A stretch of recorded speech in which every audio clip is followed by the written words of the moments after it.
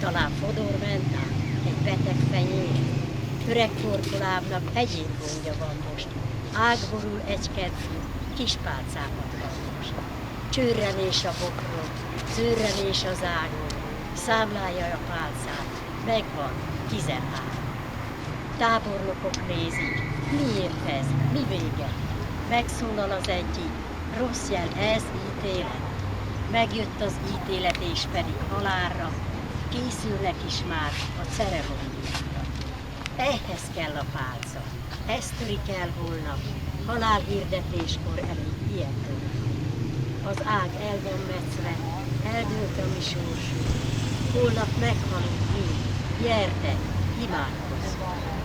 Elborul a csillag felé a láthatás, a síralomházba jön a 13. Köszönjük szépen!